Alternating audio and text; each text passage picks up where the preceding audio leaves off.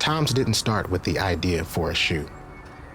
In fact, it was the absence of a shoe that started it all. Argentina was beautiful. The music, the colors, the food, the people. But as soon as I left the city, I noticed this need. I knew nothing about shoes and very little about giving. But I had a simple idea. What if a for-profit shoe company used giving as its business model?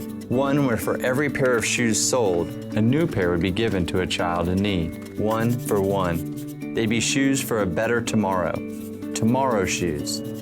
So I called them TOMS. I remember boxing some of the first TOMS at Blake's apartment. We sold 10,000 pairs that first summer, so we gave away 10,000 pairs. 10,000 pairs that protected children from disease and infection, that completed the school uniform, helping increase enrollment. We gave repeatedly, going back time and time again to the same communities, watching the kids grow up with TOMS on their feet.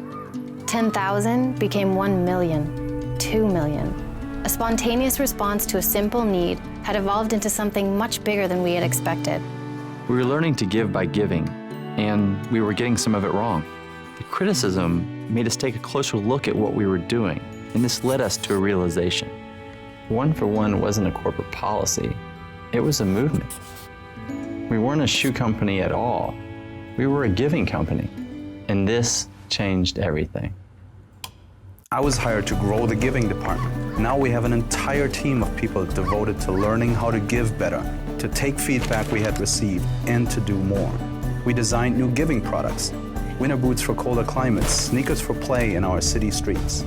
We evolved from just providing aid to supporting economic development. We partnered with factories in Kenya, India, Ethiopia, hired artists to hand paint shoes in Haiti, and made a commitment to produce 1/3 of our giving shoes in local markets. We work with local NGOs to deliver shoes right up to the last mile. But we saw that the communities needed more.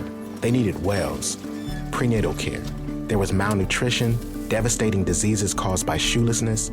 So we dedicated a percentage of our sales to help and took on podoconiosis as a personal cause, funding clinics devoted to eradicating the disease. And then we saw another need.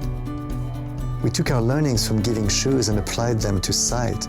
It was a new way of looking at One for One, not just giving a product, but helping restore sight through surgery, medical treatment, and prescription glasses. It's about pairing one person making a purchase with one person in need. It's about a simple transaction changing a life. This is what One for One is about. And the future of One for One is about more than giving. It's about changing the way business is done around the world. TOMS didn't start with the idea for a shoe. In fact, it was the absence of a shoe that started it all.